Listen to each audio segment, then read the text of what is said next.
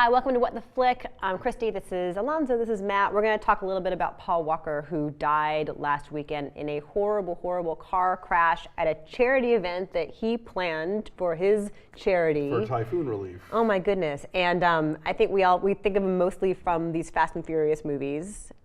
I have always been a fan of his. And it's not just, the fact that he is gorgeous. I think he is a serious movie star from the looks and the presence, but also there's someone's got to be your strong center in these movies with big personalities and crazy flying cars and insane stunts. And he is the center of all these things. He is saddled with the straight man role, I'm not sure he's even saddled. I think he does something with it that's tough and it's easy to underestimate. Being serious in the middle of it all. I don't know. I think that's hard to do. I think that he's done some interesting work, right? Like Flags of Our Fathers. Like there's interesting things that you've seen Paul Walker do. I love the Fast and Furious movies. You guys know this. I love that whole franchise. And I'm really sad. It's really sad to see somebody at that age. And yeah, there's a lot of people on Facebook oh, why be sad about this, blah, blah, blah. I think part of it is, at least from the circles we run in, I've not met him, but everyone I've talked to, 7 or 8 journalists I've talked to that have interviewed him talk about how he was just the nicest, sweetest guy. We go and interview some people and they can be crabby or they can be, on autopilot. Whatever, He's always... More so, people in the industry have talked about how nice he was. A publicist and crew people, and believe me, once you're dead, they will tell you, they will tell everybody what a shit you were. Everybody is talking about how nice this guy was and how great he was to work with. So yeah, I mean, it's a sad loss just on its face because he was young and it was this ridiculous, this accident, this random thing. But on top of that, I mean, I never met him, but apparently a swell fellow. Yeah, and the fact that he created this whole entire charity for first responders, and the event that he was at on Saturday was for typhoon relief in the Philippines. Now, what's the film that he was in at South by Southwest this year that's coming out soon? Ours? I have not seen it. I've heard he's quite good in it. I did not see it. So. I've not seen it, but I hear that for long stretches it's just him on camera, and that it sort of indicates a even deeper level of acting ability than we'd seen previously. But yeah, something like he was in The Skulls, right? That's what I always think of. But I like The Skulls. It's got Pacey in it. No, but it's something kind of juicy where he has to be the good-looking bad guy. Sure. I think it's easy to typecast somebody like that because he is so spectacularly good-looking. Well, and now they've shut production down on Fast and Furious 7 while they figure out what they're going to do.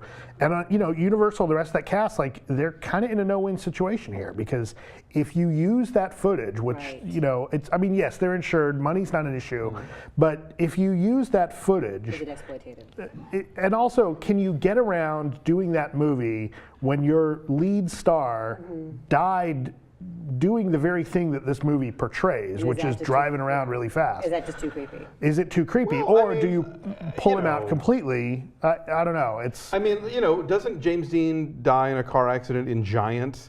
Which was his last. Oh no, actually he doesn't. I got that wrong. But I was thinking something else. But I don't know. I think people bring up Heath Ledger, but first of all, in Dark Knight, Heath Ledger is almost unrecognizable. You almost can't tell that that's him. Right. And also, he wasn't running around robbing banks. So it's a different kind of thing. Do we know how much of his role was shot? I mean, I don't know. It sounds like a lot. It sounds like a significant portion. I mean, because I'm not per se against, obviously I think, when Natalie Wood did Brainstorm, that was one of the big examples. I think people still wanted to see that movie with her in it, but obviously that she wasn't on a boat in that movie. I see what you're saying. Whitney Houston, right? What was Sparkle? Right. Whitney Houston had died. That actually, that's a movie where she talks about, she plays a character who has this drug past that she regrets and sings at a funeral in that movie, which I think some people were a little, but I thought that was really powerful. Here's what I think Universal probably runs the very real risk of is if they use that footage,